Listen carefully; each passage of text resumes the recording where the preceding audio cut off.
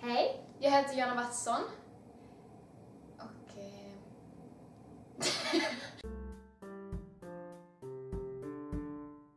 Det känns lite konstigt att sitta och prata så här när ingen lyssnar.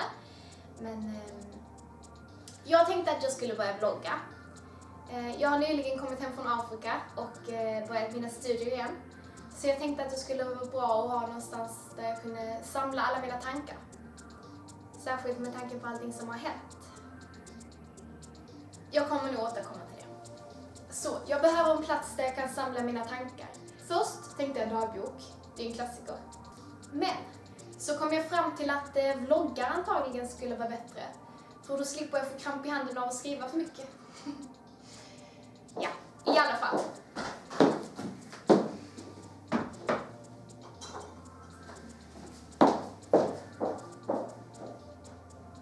Ja. Det där var min rumskompis. Hon är ganska så egen. Jag vet inte riktigt hur jag ska förklara henne. Vi har inte bott ihop tillräckligt länge för att jag ska kunna känna att jag har rätt att döma henne.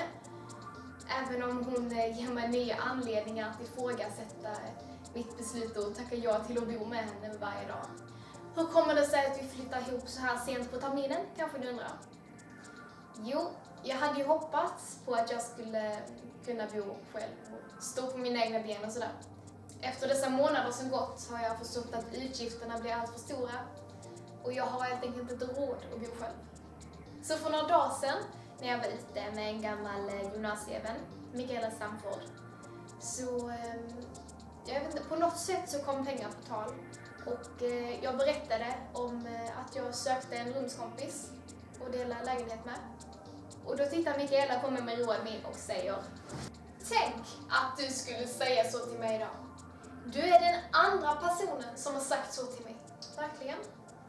Vem är den andra? Hon går samma biologikurs som jag. Cherie heter hon. Varför inte hon någon att bo med då? Hennes förra rumskamrat har ju flyttat ut. Varför då? Cherie är lite speciell.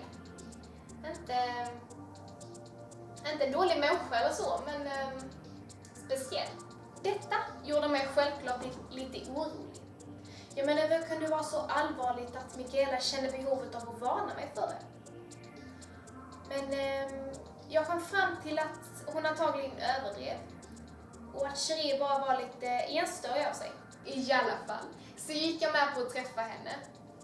Och låt mig säga er, det var det märkligaste första möte jag någonsin har varit med om. Vi fann henne i skolans kemilab och Mikaela informerade mig om att detta var hennes favorithäng. Och som om det inte var konstigt nog, så när vi kom in så såg det ut som hon satt och studerade 4 högar av smuts. Men efter att jag frågade så visade det sig att det var 4 prydliga högar av tobaksaska som hon studerade. Cherie visade knappt något intresse för oss alls. Hon tittade bara snabbt upp från sitt mikroskop innan hon tittade tillbaka i det. Jag kunde inte låta bli att harkla mig. Varför är du tillbaka från Afrika? Ja? Volontärarbetet är fortfarande i full gång. De behöver fortfarande volontärer. Hur vet du att jag har varit volontär i Afrika?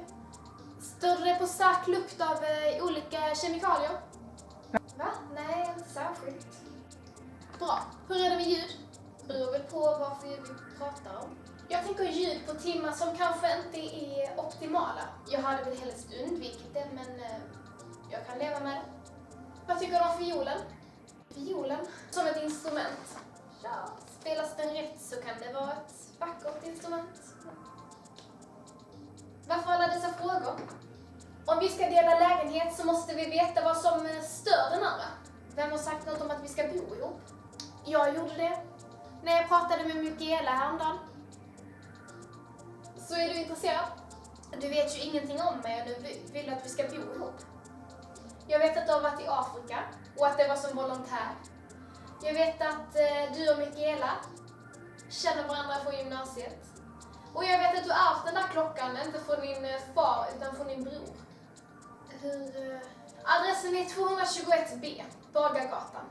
Möt mig där imorgon 2:00. Och sen gick hon bara.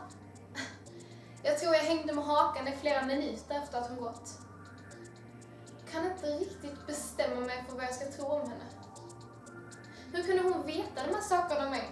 Om Mikaela inte berättat dem för henne. Men Mikaela lovade mig att hon inte hade sagt någonting till Cherie. Ja, jag kan inte riktigt bestämma mig för om Cherie är den mest arroganta människa jag någonsin har träffat. Eller den mest fascinerande. I det här fallet så tror jag att det är lite både och. Det känns som att jag kanske gled ifrån ämnet här lite. Det var inte riktigt det här jag tänkte snacka om. Jag tänkte prata lite om mig själv, men det här blev ju snarare en The Cherie Show. Men det kommer att finnas mer tid att prata om mig själv i framtiden. Det här blev inte alls lika jobbigt som jag trodde att det skulle bli. Tills nästa gång!